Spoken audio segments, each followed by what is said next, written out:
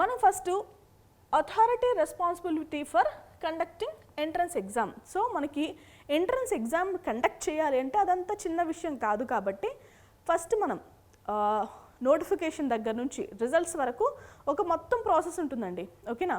ఎందుకంటే exam conduct చేయాలి, results ఇవ్వాలి, కౌన్సిలింగ్ ప్రాసెస్ కండక్ట్ చేయాలి, రకరకాల ప్రాసెస్లు ఉంటాయి. మళ్ళీ స్టే రౌండ్ వరకు వాళ్ళదే రెస్పాన్సిబిలిటీ తీసుకోవాలి, అలాట్మెంట్ లెటర్స్ పంపించాలి, జాయినింగ్ చేయాలి, మనకి డాక్యుమెంట్స్ ఉంటాయి కదా, డాక్యుమెంట్ వెరిఫికేషన్ చేయాలి, ఫైనల్ రౌండ్లో కూడా డాక్యుమెంట్ వెరిఫికేషన్ చేయాలి. సో తర్వాత క్లాసెస్ జరగడం వరకు ఒక ప్రాసెస్. ఇదంతా కూడా ఒక అథారిటీ బాడీ వాళ్ళు తీసుకుంటారు.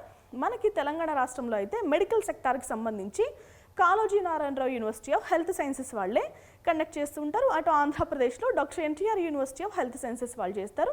నేషనల్ లెవెల్లో ఎంసీసీ కౌన్సిలింగ్ అనేది జరుగుతుంది. ఓకేనా? సో ఎగ్జామ్ ఎవరు కండక్ట్ చేస్తారంటే మనకి ఇక్కడ ఇప్పుడు ఎంసెట్ అనుకోండి, జేఎన్టీయూ హైదరాబాద్ కండక్ట్ చేస్తుంది. ఆంధ్రాలో అయితే ఒకసారి జేఎన్టీయూ కాకినాడ, ఒకసారి జేఎన్టీయూ అనంతపురం కండక్ట్ చేస్తుంది. నేషనల్ లెవెల్లో అయితే నేషనల్ టెస్టింగ్ ఏజెన్సీ ఎన్టీఏ అంటాం కదా, ఎన్టీఏ వాళ్ళు ఎగ్జామ్ కండక్ట్ చేస్తారు. ఓకే, దాని గురించి చూద్దాం. NEET, national eligibility cum entrance test. NEET exam అనేది గతంలో ఉండేది కాదు, ఎంసెట్ ద్వారానే మనకి అడ్మిషన్స్ ఇచ్చేవారు.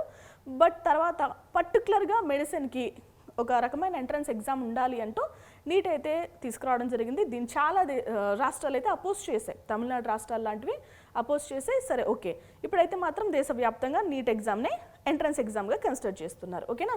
ఇది మనకి ఎన్టీఏ నేషనల్ టెస్టింగ్ ఏజెన్సీ ఏదైతే ఉందో వాళ్ళు కండక్ట్ చేసే ఎగ్జామ్. ఓకేనా?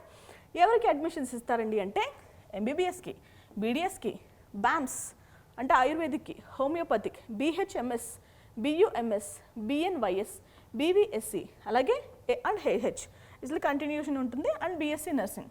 సో వీటన్నిటికి కూడా నీట్ ఎగ్జామ్ని కన్సిడర్ చేస్తారు. సో నీట్లో క్వాలిఫై, మీకు ర్యాంక్ కనుక వస్తే, మంచి మెరిట్ వస్తే మీకు మంచి కాలేజ్లో, అనుకున్న కాలేజ్లో సీట్ వస్తుంది. ఓకేనా?